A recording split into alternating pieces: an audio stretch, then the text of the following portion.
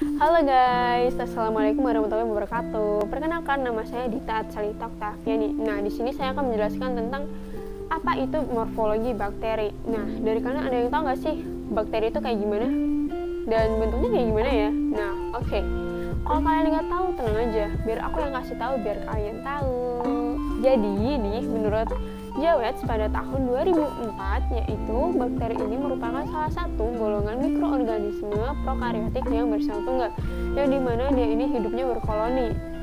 Dan dia ini tidak memiliki subum inti ya, ingat, nggak mempunyai subum inti.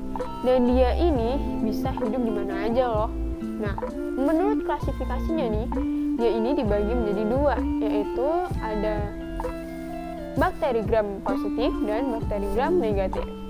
Lalu bentuknya itu kayak gimana ya? Nah, bentuk dari bakteri ini itu ada basil. Biasanya sih disebut dengan bacillus.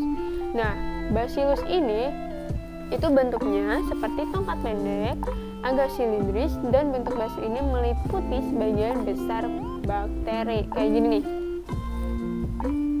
Oke, yang kedua yaitu ada bentuk corpus, yang dimana bentuknya ini seperti bola-bola kecil dan golongan ini itu tidak banyak sebanyak basil loh. Ingat-ingat ya, kayak gini nih.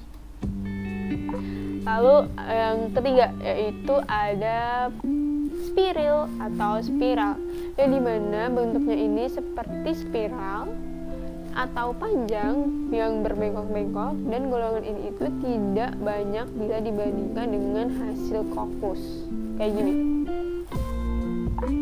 Oke, yang keempat yaitu ada bentuk vibrio, atau biasanya sih kita nyebutnya dengan tanda koma, yang dimana dia ini seperti bentuk batang bengkok ya, kan kayak tanda koma kayak gini. Oke, yang kelima yaitu ada spiroseta. Nah, bentuk spiroseta ini bentuknya seperti batang yang berbelit-belit panjang dan banyak bulitannya. Belit-belit kayak ular. Kayak gini tadi ya. Oke. Dan struktur tubuh bakteri ini yaitu bakteri ini bersel tunggal, yang dimana sel tersebut merupakan sitoplasma yang nampak berdinding tegas, akan tetapi inti sel ini tidak nampak jelas. Dan bakteri ini terlalu kecil untuk dapat mengatur inti sel bila dibandingkan dengan protozoa.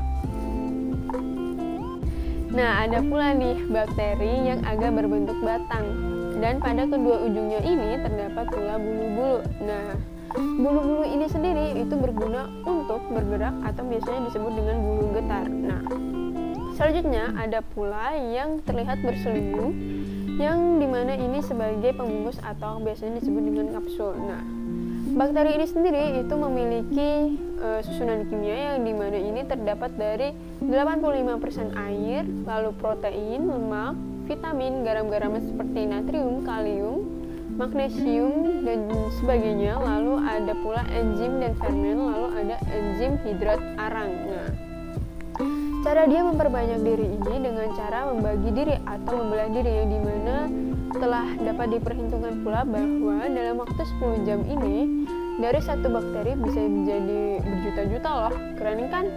Nah, oke.